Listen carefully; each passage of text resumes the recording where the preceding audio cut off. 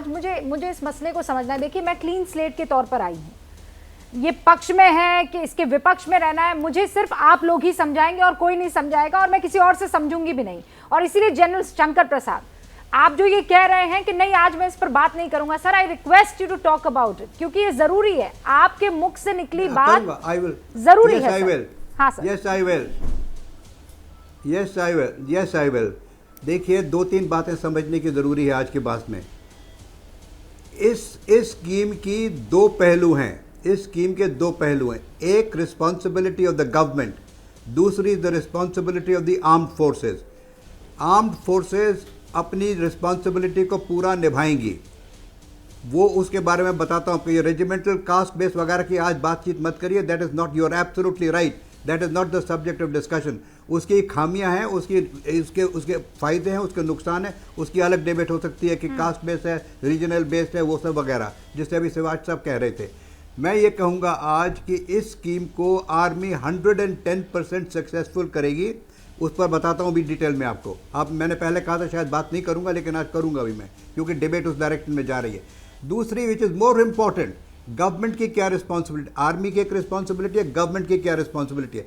अब गवर्नमेंट की responsibility government सोचे, इसके बारे में हमारे पास एक बड़ा अच्छा एग्जाम्पल है। जब 1965 वगैरह की वॉर हुई, 62 की वॉर हुई थी, उसके बाद शॉर्ट सर्विस कमीशन शुरू हुआ था। शॉर्ट सर्विस कमीशन अफसरों के लिए हुआ था, उसमें ट्रेनिंग को रिड्यूस करके शॉर्ट सर्विस कमीशन अफसरों को दिया जाता था। उसके बाद जब उनको, या तो अगर वो उनकी परफॉर्मेंस अच्छी होती थी और वो वॉलंटियर होते थे, तो उनको रेगुलर आर्मी में लिया जाता था। लेकिन जो छोड़ना चाहते थे और जो आर्मी की तरफ से एक्सेप्टेबल नहीं थे, उनको एक प्रोविज़न था कि वो यूपीएससी में इम्तहान दे सकते हैं सिविल सर्विसेज का। उस समय बहुत लोगों ने सिविल सर्विसेज का इम्तहान दिया, कोई आईएएस में आया, कोई आईएफएस में आया, कोई इनकम टैक्स में गया, वगैरह वगैरह सर्विसेज। तो इस समय इससे ये जाहिर होता है कि जो व्यक्ति फ़ौज के अंदर 4 साल के लिए आएगा, वो न केवल फ़ौज की सिखलाई सीखेगा, बल्कि अपनी पर्सनल एजुकेशन को भी बढ़ाने की कोशिश करेगा। उससे वो एक बेटर ह्यूमन बीइंग बनेगा। अगर इस तरह का इम्तहान की कोई स्कीम बनाई जाए, हाँ, कि ये जो लड़के हैं बाहर निकल के, depending upon their educational qualification, they will be allowed to appear in regular examination of either civil services or of the BSF or of the CRPF or various other government agencies. तो वो अगर इम्तहान में पास होते हैं, उनको थोड़ी सी रियायत मिली। आईएएस में पहले 5 सब्जेक्ट की होती थी, ये शॉर्ट सर्विस वालों के लिए 2 या 3 सब्जेक्ट में होती थी। हाँ। उनको उनकी मिलिट्री सर्विस की सीनियरिटी मिलती थी। तो इस किस्म की अगर कोई स्कीम करे तो this will become a very popular scheme. तो हर एक व्यक्ति इसमें आना चाहेगा कि 4 साल फौज में हमें थोड़ी सिखलाई मिलेगी, पढ़ने का समय में। बात रही जहां तक आर्मी की, देखिए जनरल प्रसाद एक सेकंड, बिल्कुल, हाँ जनरल प्रसाद एक सेकंड, जनरल जे सिंह, हाँ मैं दूसरे पॉइंट पर आती हूँ, लेकिन जनरल जे सिंह कुछ कहना चाह रहे हैं और जनरल दयाल भी कुछ कहना चाह रहे हैं, बिशंबर दयाल। लेकिन उससे पहले जनरल सिंह, मैं सर प्लीज मुझे इस बात को समझाइए, और वो तमाम लोग जो तोड़फोड़ कर रहे हैं उनको समझाइए। अगर ये योजना अच्छी है तो कैसे अच्छी है सर, और अगर ये योजना अच्छी नहीं है तो क्यों अच्छी नहीं है? बस ये 2 मेरे बेसिक सवाल हैं। रूबिका, पहली बात तो ये है कि कोई भी नई स्कीम जो अमल में लाई जाती है उसके खिलाफ टिप्पणी जरूर होती है। चाहे वुमेन एंट्री की स्कीम थी, चाहे शॉर्ट सर्विस कमीशन की स्कीम थी, तो उनके ऊपर ये लोग कहते थे कि एक काबिल होंगे या नहीं।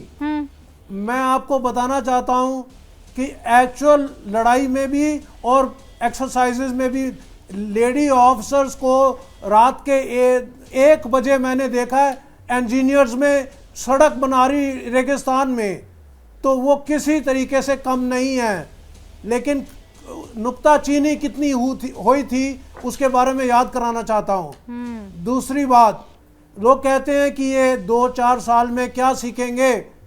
हमारे युद्ध में अब हमारा एक्सपीरियंस रहा है कि सिपाही भी परमवीर चक्र विजेता रहे हैं और विक्टोरिया क्रॉस भी जीता उन्होंने, सिपाहियों ने, जो 20-25 साल के थे। तो इसलिए मेरे को कोई शक नहीं कि ये नौजवान इनमें से जो अच्छे हैं वो तो समझ लो कि हीरो बनेंगे, या अच्छे लीडर, फ्यूचर जूनियर लीडर बनेंगे, इनमें से ही जेसीओ बनेंगे, इनमें से ही एनसीओ बनेंगे। तो इंडियन आर्मी की छवि में कोई तकलीफ, कोई कमी नहीं रहेगी। दूसरी बात मैं ये कहना चाहता हूं कि इनकी ट्रेनिंग में अगर कमी है, 9 महीने की जगह 6 महीने की गई है, तो हम सबको पता है कि जब 1962 की युद्ध हुई थी, वहाँ पे इमरजेंसी कमीशन शुरू किया गया था। जनरल शंकर प्रसाद ने शॉर्ट सर्विस बोला, नहीं, इमरजेंसी कमीशन शुरू किया गया था। उसमें कई अफसरों ने इतने काबिल तारीफ काम किया। तो ये चीज़ मैं बताना चाहता हूँ कि हमें घबराने की कोई ज़रूरत नहीं है, लेकिन इसके साथ साथ कुछ जिम्मेवारी गवर्नमेंट ऑफ इंडिया की है, कुछ जिम्मेवारी स्टेट गवर्नमेंट्स की है, कुछ आर्म्ड फोर्सेस की है, ताकि इन नौजवानों को हम ऐसे नहीं कि इस्तेमाल करके फेंक दें। उनको हर हालत में आगे उनका भविष्य उज्जवल रहे, उसके लिए हमको सब काम करना पड़ेगा। और जैसे एक पैनलिस्ट ने बताया कि उसके बारे में कुछ लिखित में देना चाहिए ताकि उनको आश्वासन मिले। हाँ, एक रिटन एश्योरेंस मिल जाए। हाँ सर, आपने कुछ बहुत बढ़िया बातें यहाँ पर कह दी हैं, और यहाँ बहुत से ऐसे युवा होंगे जो आपकी बातों से इत्तेफाक रखते होंगे, लेकिन जनरल बिशंबर दयाल, आप ये कह रहे हैं कि ये तो बहुत नुकसान की दिशा में हम जा रहे हैं। मुझे समझाइए ना कैसे। बिल्कुल, देखिए, bestest of the bestest army, young blood, वो जो चाहिए वो तो ये योजना दे रही है। बिल्कुल, देखिए, इसमें कोई शक की बात नहीं है। मैं वहीं से शुरू करता हूं जहां से मेरे सीनियर बोल रहे हैं। हाँ। पहली बात तो ये है कि देखो, क्या फौज के कर्नल्स ने, यूनिट्स ने, मैं फिर उसी बात पे आता हूं, दर्द था क्या उनको? उन्होंने बोला हमें चेंज कर दो सिस्टम। फौज, देखिए मेरे बड़े बड़े लोग बैठे, फौज बहुत डायनेमिक लीडरशिप है। मैं जब ये कॉन्फ्रेंसेस की बात कर रहा था ना, ये स्टैटिक यूनिट्स नहीं करती, डायनेमिक है। यहां हर चीज इवेल्युएट होती रहती है। या आप शॉर्ट सर्विस की बात करें, आई डोंट नो बाकी को, मैं शॉर्ट सर्विस कमीशन ऑफिसर हूं, बड़ा काबिल यंगस्टर था, यूथ था इस कंट्री में, शॉर्ट सर्विस कमीशन ऑफिसर था। मेरी वाइफ इस प्रोग्राम को देख रही है। मैं 4 साल के बाद, जब सितंबर 83 में मुझे परमानेंट कमीशन मिलना था, उससे 2 महीने पहले मैंने सिर्फ शादी की, क्योंकि मेरी वाइफ को भी आज भी पता, और मेरे ब्रदर ने, जो कि उस टाइम पे मेजर थे, मेरे ससुर को बोला कि भाई देखो, हमारा भाई जो शॉर्ट सर्विस कमीशन है, कल वापस आ जाए। तो ये मैं एक साइकोलॉजी की बात कर रहा हूं। एक बच्चा जो 4 पुश्त का खानदानी, आउटस्टैंडिंग स्पोर्ट्समैन, टॉप क्लास अपने कोर्स में, ओटीएस के टॉप क्लास, फर्स्ट 5 में, राइट, वो बच्चा 4 साल तक दिमाग में ये लेके चलता, ग्रेजुएट जो पहले सिविल सर्विसेज के एग्जाम में सिर्फ 0.5% से जिसकी मेरिट ना आई हो, वो ये दिमाग में लेके चलता कि मेरे परमानेंट कमीशन मिलेगा या नहीं मिलेगा। तो पहले तो साइकोलॉजिकल बात करो। दूसरी बात करो, साहब क्या सेना ने मांगी? किसी ने भी नहीं मांगी। ये एक स्कीम ले आए आप, देखिए, ये एक स्कीम ले आए आप कि भाई सेना को हथियार खरीदने के लिए पैसे की जरूरत है, पेंशन बिल बहुत बड़ा है, उसको कम कर दीजिएगा। देखिए, मैंने कई टीवी चैनल्स पे बोल चुका हूं कि अगर आपको ये सेना की मॉडर्नाइजेशन में अगर आपके पास फंड्स नहीं है, टेक्नोलॉजी फंड बनाइएगा। टेक्नोलॉजी फंड में लोग इन्वेस्ट करेंगे। अगर अडानी और अंबानी 5 साल के अंदर अपनी इनकम डबल कर सकते हैं, तो क्या हमारा टेक्नोलॉजी फंड अपनी इनकम को नहीं, ऐसे इंटेलिजेंट लोग, इकोनॉमिक लोग जो करते हैं, जो कह रहे हैं, ठीक है, नहीं सर, एक बात छोटी सी और बात, देखो बार बार कह रहे हो आप साहब, सर साइकोलॉजिकल, और दूसरा आपने कहा क्या सेना ने मांगा, कैसे नुकसान होगा, वो तो ये असली मुद्दा, फौज कैसे नुकसान होगी। नहीं, पहले मैं 2 बिंदुओं पर बात करना चाहती हूँ। फौज कैसे कमजोर होगी, तो मैं इंडिविजुअल की बात कर रहा हूँ। पहले मैं इंडिविजुअल पर मैं प्लीज, आप बहुत इंपॉर्टेंट बात कर रहे हैं, और इसीलिए जनरल से बात, ये जो जनरल बिशंबर दयाल बोल रहे हैं कि सेना ने मांगा, तो अगर सेना ने नहीं मांगा तो बगैर राय शुमारी के तो नहीं ना, सरकार को रात को सपना आया और कहा सुबह कि नहीं भाई हमको तो ये काम करना है। मैं ये मानने को तैयार नहीं हो रही हूँ। और देखो, मेरे को भी लगता है कि कहीं ना कहीं इंटरनल डिस्कशन हुई है, जो हमें क्योंकि हम रिटायर्ड हैं, शायद हमें नहीं पता। पर ये मैं सच बात मानता हूं कि दो बातें तो हैं कि गवर्नमेंट के आगे ये चैलेंज था कि किस प्रकार से वो मॉडर्नाइजेशन के लिए ज़्यादा से ज़्यादा पैसा डिफेंस फोर्सेस को दो। हाँ। क्योंकि जो डिफेंस बजट है उसका ज़्यादातर पैसा आपका रेवेन्यू में चला जाता है 75%, जिसके अंदर पे और पेंशन है। तो कहीं ना कहीं गवर्नमेंट के ऊपर प्रेशर था कि किसी तरीके से पेंशन को डाउन किया जाए और कैपिटल फंड को बढ़ाया जाए जिसमें मॉडर्नाइजेशन हो सकती है आदमी की। तो ये तो मुझे लगता है कि एक ख्याल था, मगर यह भी सच्चाई है क्या यही तरीका है मॉडर्नाइजेशन का, क्या और कहीं से भी हम फंड इकट्ठा कर सकते थे? ये एक डिस्कशन का पॉइंट है। मगर मैं ये समझता हूं क्योंकि ये पॉलिसी अभी आ गई है और ये सच है, अब हम क्यों नहीं इसके अंदर ऐसे पॉइंट लाएं जो खामियां हैं, कमियां हैं, उनको दूर करके इसको और लुक्रेटिव बनाएं। जिस प्रकार से ये बातचीत हो रही थी कि क्या होगा इनका 4 साल के बाद, अगर ये लेटरल अब्जॉर्प्शन हो जाती है तो फिर ये विन विन सिचुएशन है। दूसरी पॉइंट ये थी कि किस प्रकार से इनके, अगर मान लो एक जवान शहीद हो जाता है तो आप 2 क्लास क्यों कर रहे हो, एक रेगुलर एक ये अग्निवीर, उनको सबको उतना ही पैसा मिलना चाहिए जितना कि एक रेगुलर को मिलता है। अगर ये भी कर देती है तो बड़ा अच्छा पॉइंट होगा। और तीसरा मुझे लगता है कि आपको मोटिवेशन करना देना पड़ेगा, क्योंकि 4 साल में हमें तो ये भी देखना है कि ये जो आप समझा पा रहे हैं ये युवाओं को समझ में क्यों नहीं आ रहा है?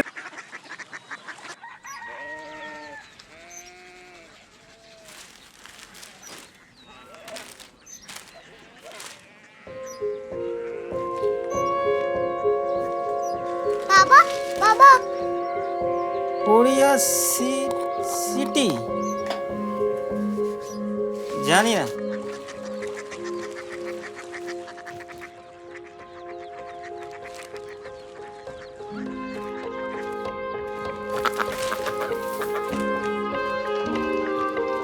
Korea city?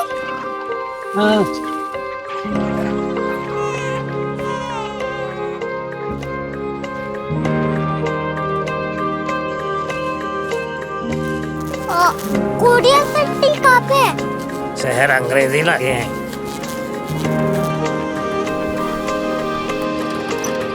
Korea city.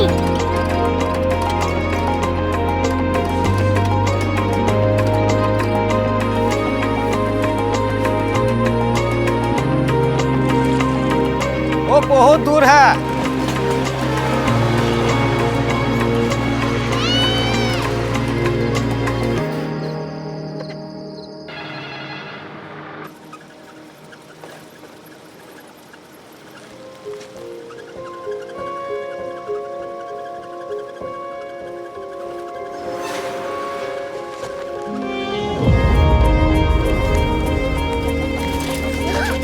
Korea city.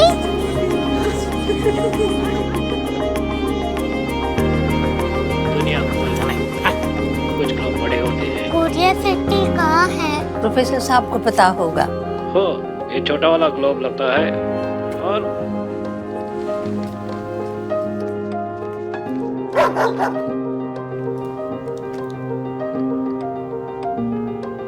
पता नहीं, मेरी बेटी से जाके मिल लो, शायद उसे मालूम हो।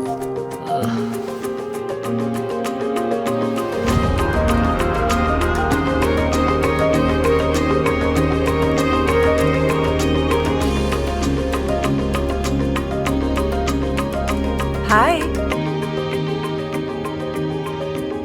बाबा ने भेजा है। Come here. Korea city. Korea city नहीं, क्यूरियोसिटी। वो क्या? That's what brought you here, जो तुम्हें यहाँ तक ले आया। क्यूरियोसिटी।